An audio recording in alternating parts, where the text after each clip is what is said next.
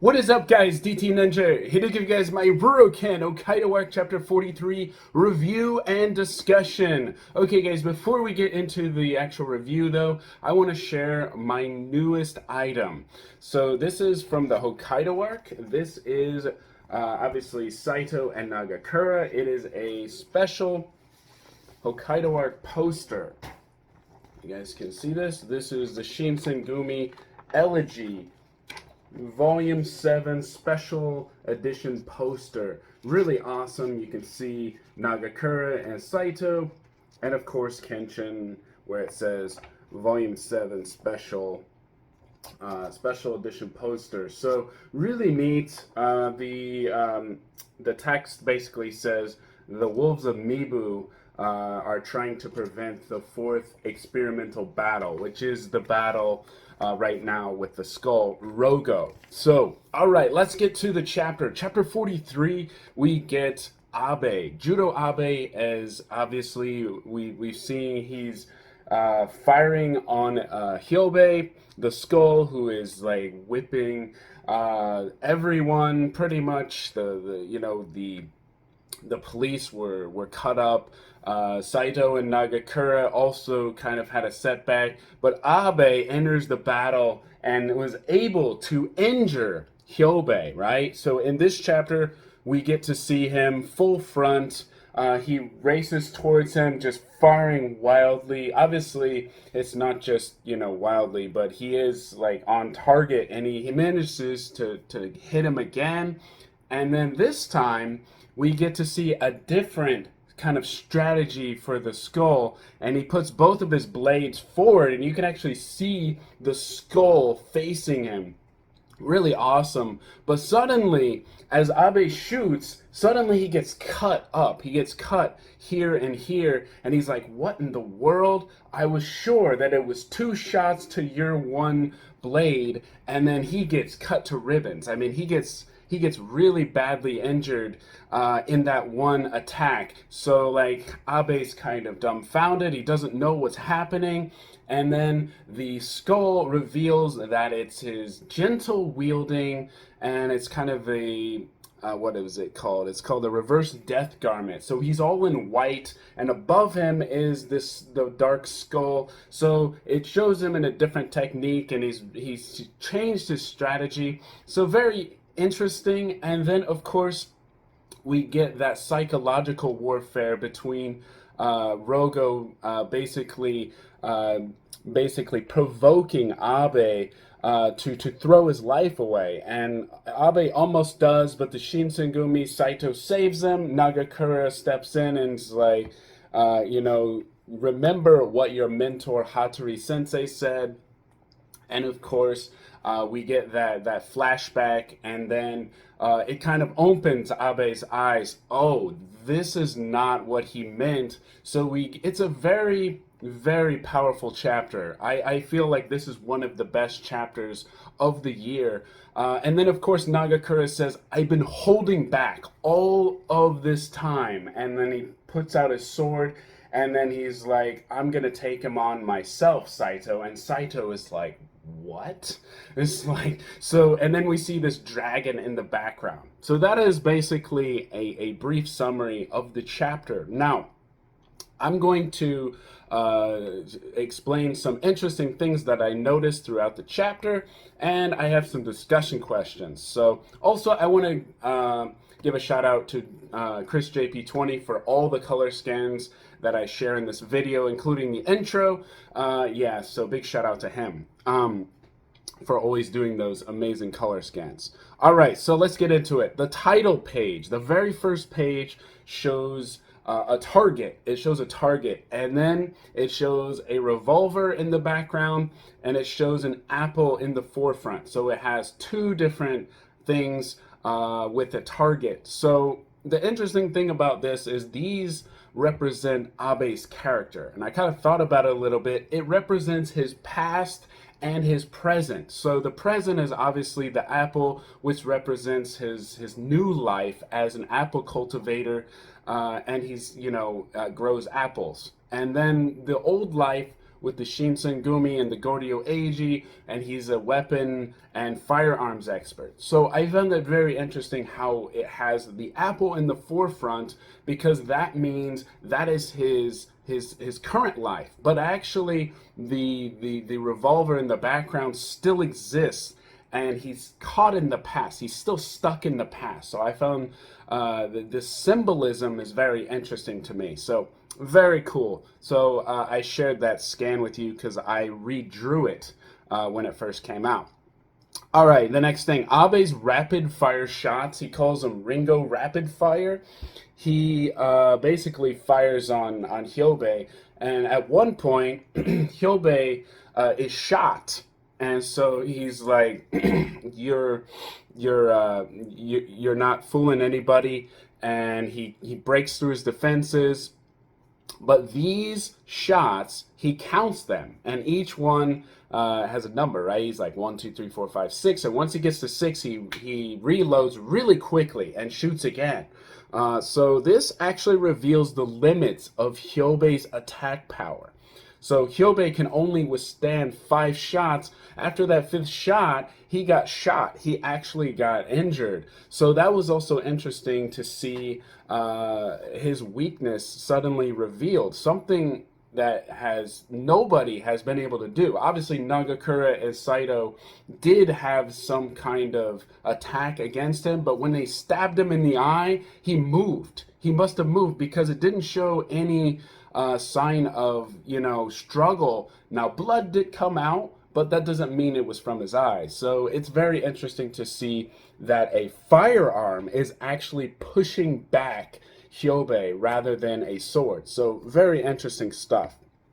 Okay, now the next thing, Hyobe is surrounded by a sphere-like shield. You actually see it in the chapter. It actually shows the shield kind of surrounding him. It's like moving on its own. So I was thinking about this, like, how is this even possible? It's obviously kind of the supernatural kind of energy surrounding him. It's obviously maybe wind or something. I'm not exactly sure, but it's interesting when you look at it, because it's like, whoa, okay, so he's not actually spinning all those blades all at once all the time. There's actually something surrounding him already. So this also makes me believe that there's a change in strategy, because before we didn't actually see the shield that was moving on its own. So maybe he switched from a defense.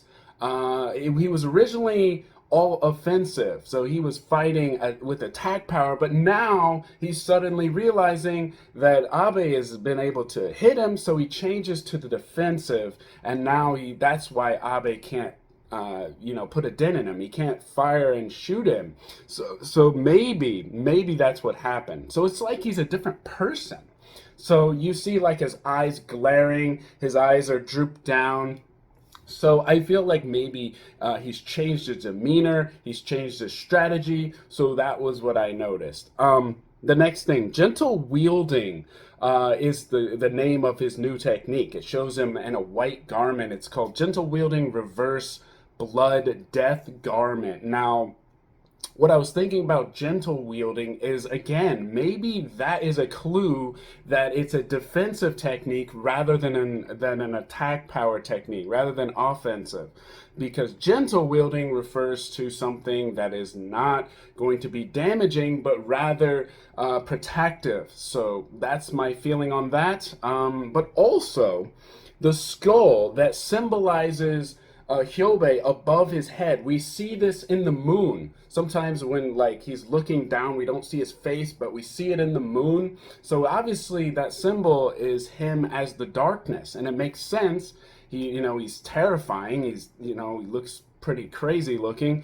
But also the Hyobe in white haori, that white garment, and the darkness, there's 2 of them. So maybe this is symbolism showing that there's actually 2 skulls and one of them is hidden. And that is based on what I see. Now, of course, I know what actually happens, but based on what I'm seeing in the chapter, that's my feeling. So you will see the reveal in the next chapter. But that was interesting that I noticed that. Okay, the next thing, Shobe provokes Abe. He provokes him. He talks down to him. He basically says, "You're lucky your name is even mentioned in the Book of Warriors next to the Shinsengumi because they were so famous and you're not. You're a failure."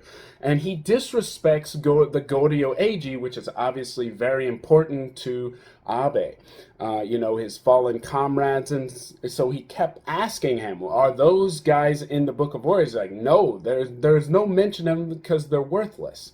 So this kind of sets Abe off. And to me, it seems like this is just, he's just egging him on to try to attack him. And it almost works. It almost works. So he goes on to say, before you die, show me what the Goryo Eiji is truly capable of.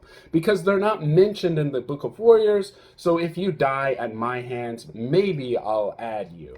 That's kind of the feeling I got to that, but it's very interesting. And then he's like, are you regretful? If you feel regret, then you must use this hellish experience and awaken your mighty soul. This really reminded me of the chapter where Byakuya mentioned hell to everyone, and he mentioned the idea of the mighty soul.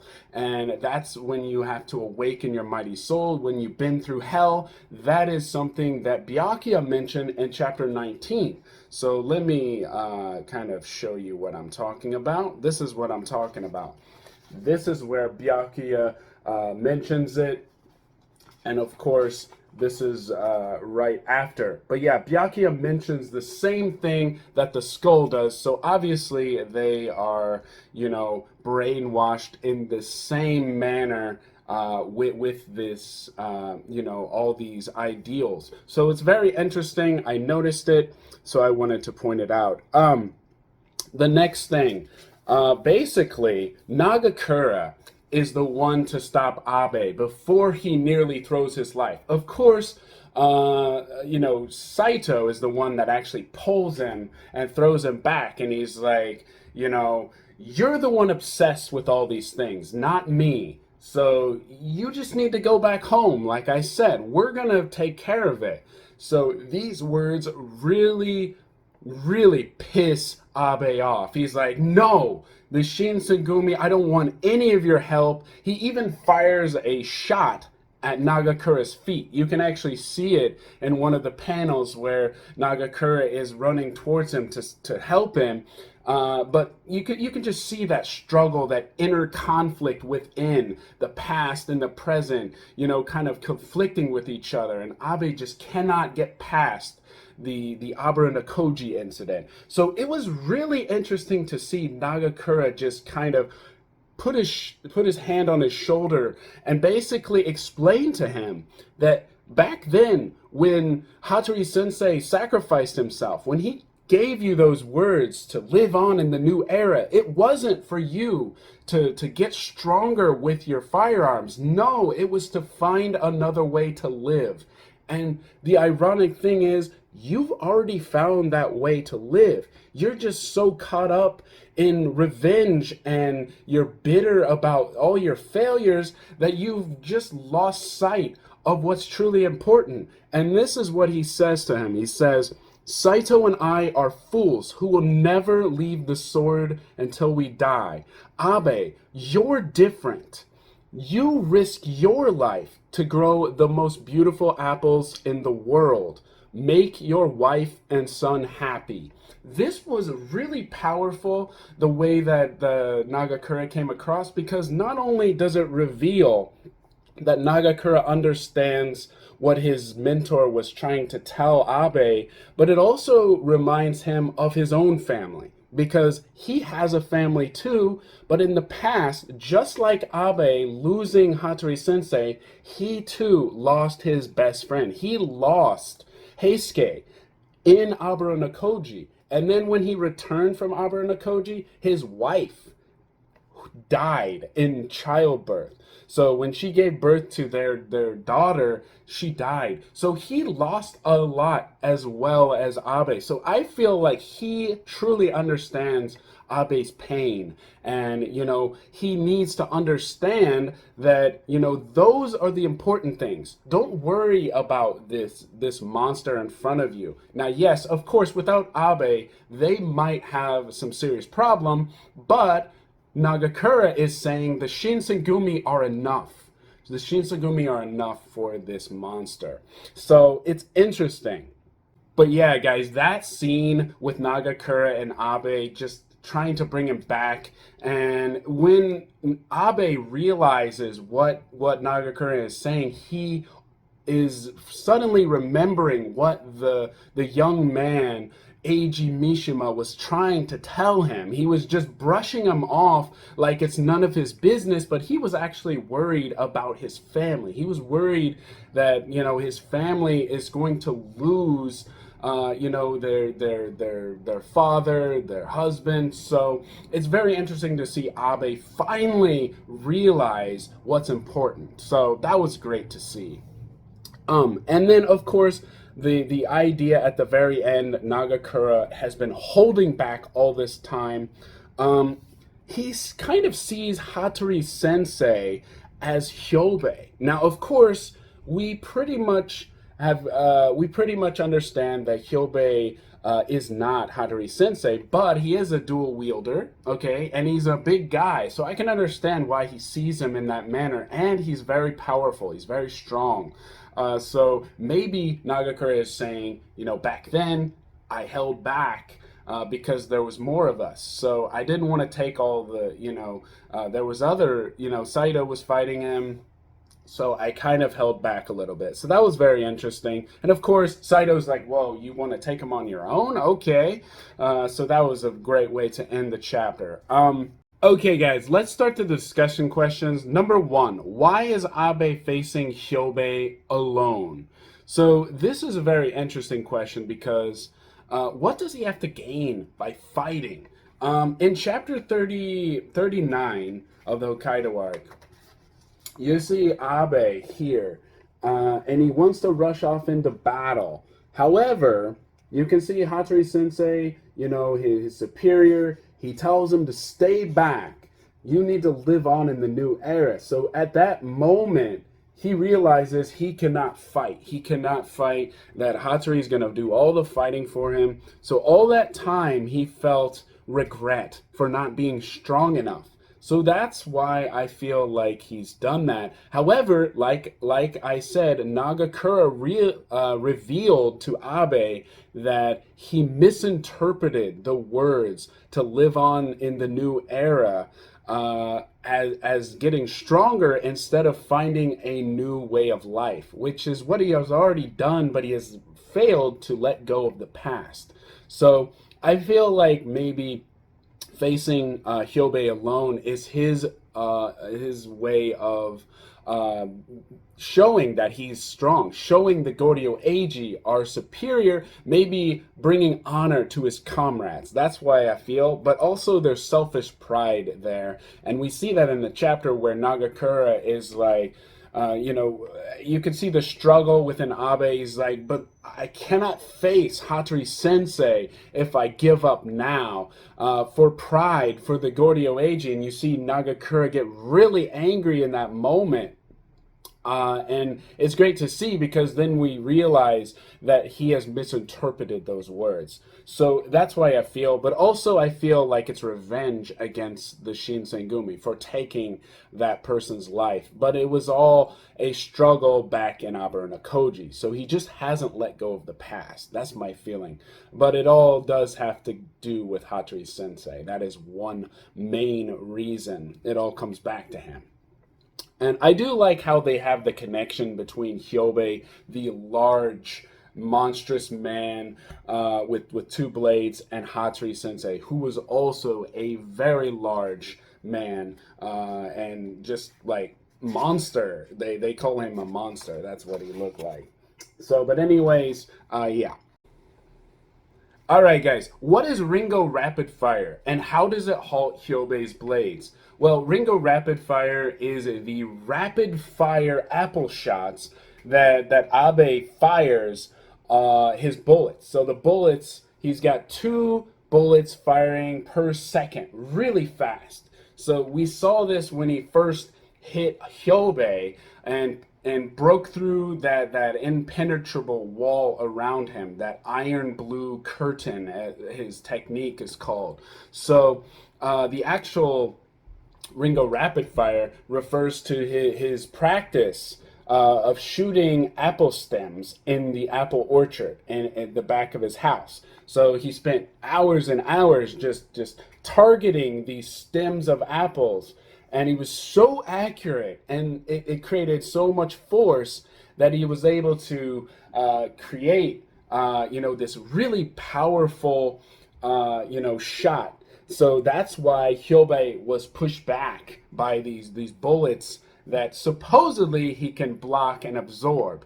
But the fact that he practiced so much in the orchard, and it actually explains it at the very beginning in the title page. It says velocity or speed times distance equals power. So this equation shows the reason why it's so powerful. But the Ringo Rapid Fire is 6 shots per I guess it would be 2 shots per 2 bullets per second. So obviously for 3 seconds he can get 6 bullets. So that's Ringo Rapid Fire. And how does he halt the actual blades? Well, when you see him actually swinging towards him, or they're coming towards him, when it fires, that powerful shot actually somehow retracts the actual movement of the blade somehow. I'm not exactly sure how that happened, but somehow the force and power of those bullets are more effective than even Saito and Nagakura's blades. They're regular attacks, by the way. So anyways, a very interesting thing. So yeah, let's get to the next question. Why did Nagakura hold back against Hattori Sensei?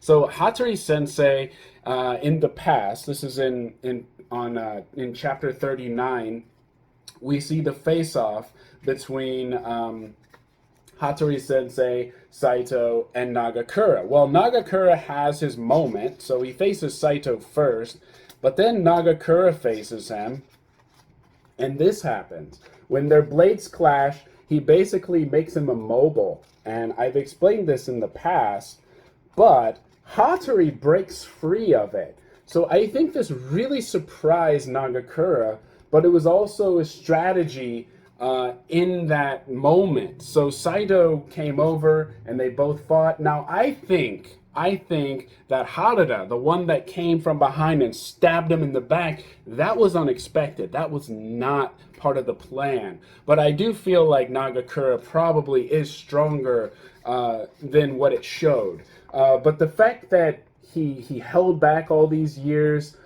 is very interesting. But yeah, that's my feeling. Also, I feel like there was no need to go full power at that moment, because I feel like there was a lot of Shinsengumi there. So it's not like he was alone facing Hattori. So there's no real reason to show his full power there.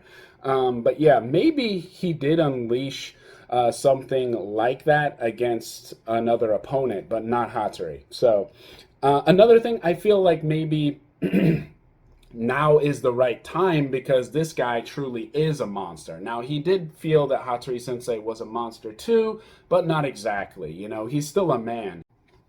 But here you can see Hyobei is otherworldly. He's supernatural looking. So I feel like now's the time for him to step up. And we're finally going to see what he's truly capable of. So yeah, that's my feeling on why he held back all these years. But yeah, it did surprise Saito. All right, what do you guys think? Okay, the last thing, what is the dragon's tail? Well, I kind of just explained it. The dragon's tail is basically where you ensnare your opponent in that crossing of the swords, and he can't move. In fact, Sojiro got caught. He was being so cocky and overconfident, and suddenly he went to strike him, and that's where he couldn't move, and literally he was trapped. And so at that moment, he was about to be cut in half, but you know, Anji came up and you know, stopped it all. But in that moment, Nagakura was trying to recruit him, so he was obviously not going to go through with the technique. He was simply showing Sojiro, this is going to be very dangerous if you keep being a cocky kid like that. You know, you're gonna die against a Kenkaku Heki if you act like you did against me. So it was more of a test, I feel like, maybe to show Sojiro, you know, this is serious. You can't take opponents lightly. So that's my feeling on that. But the Dragon's Tail is a secret technique. It is a 3-stage technique, very much like Usui's technique, which is 3-staged as well. However, instead of Usui, you know, with the turtle shell and the spear, it's actually swords, and he's got 2 of them, right? So he's probably got 1 hidden away just for this technique. So anyway, that's my feeling. And without even showing it yet, we get a sense of how strong it is just by showing the fear in Sojiro's eyes in chapter 11. So we'll get to see it in the next chapter, guys. That's all I got for you guys. The next chapter, chapter 44 review, will be coming next week. I'll give you a little glimpse of it. This is the raw from it. I've actually already translated it. Obviously, you guys have probably already read it as well. But I will be looking through the actual chapters. So, yeah, that's pretty much it. And I will see you guys in the next one.